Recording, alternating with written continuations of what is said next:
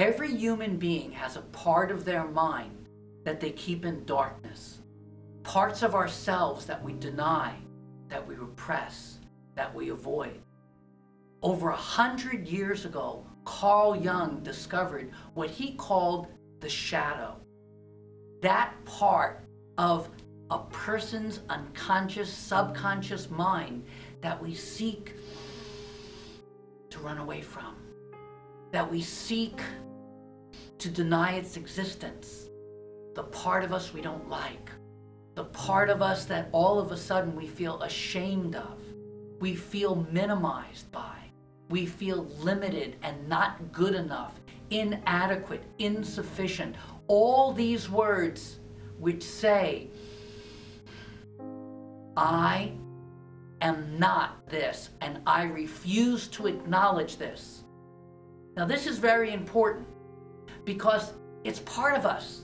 Part of the oneness is every aspect, what we call duality, the good and the bad, the right and the wrong, the up and the down.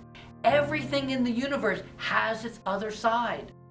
And to be very, very good, you have to think in your mind of what is very, very bad. And that impression tells you what's good, even though what's good to you may be bad to someone else. It may not be good enough to someone else. There are so many opinions of what's right and what's wrong. We all get caught in it, and then we all learn how to survive by becoming and sharing and expressing only those parts that are acceptable. That unacceptable part of us, we try and pretend isn't there, or we cover up, or worse, we lie about and only do when somebody else isn't around. Those nasty habits, those unloving ideas that if somebody knew we were thinking them, they wouldn't want to be your friend.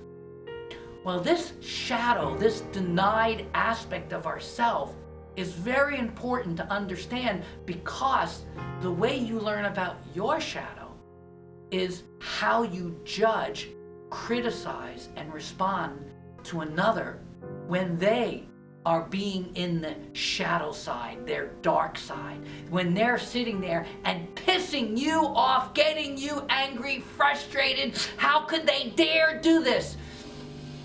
This is called projection.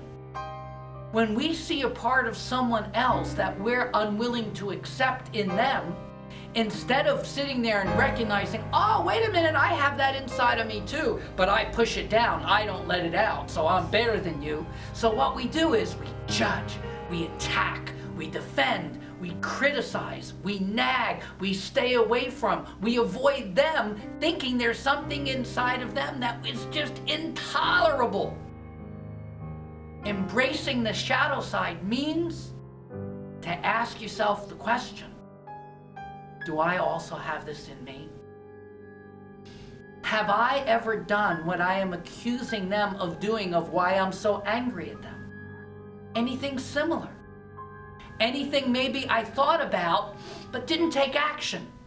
But remember, if you're thinking about it, it's part of your mind. It's in your consciousness, and you might be able to repress it, but that doesn't mean it doesn't exist. You may have learned coping mechanisms to stay away from these things, but that doesn't mean it's not inside you. So by embracing our darkness, by looking at our shadow, by looking at those parts that we reject, that we try to avoid, and those parts we really blame and criticize on others, we learn how to bring back greater attention by acknowledging, accepting, and no longer resisting what we see out there, knowing that whatever we see out there is now in our minds, and it is our reaction, our response to it. If you don't have that same part that you accuse and get angry at in them, you wouldn't react like that. You would look at it with neutrality, with compassion. But if you're not in a neutral, compassionate state, it's just saying you're hiding it. You've buried it inside. You're denying it. And you may deny it for weeks and months and years until you then admit, to allow your awareness to accept, I've got this in me. And when you do that, when you practice as we teach you to accept that part of yourself, then you recover incredible focus and attention abilities. So instead of trying to repress and push away and deny and avoid, it takes a lot of energy and a lot of attention. I don't want to expose this. I don't want anybody to know this about me. Oh, no, no, no. It's just them, criticize, attack. All of that drama disappears when you own it and say, yes, I have that in me. I acknowledge it. And now I want to find the gift. I want to find what lesson there is for me to learn.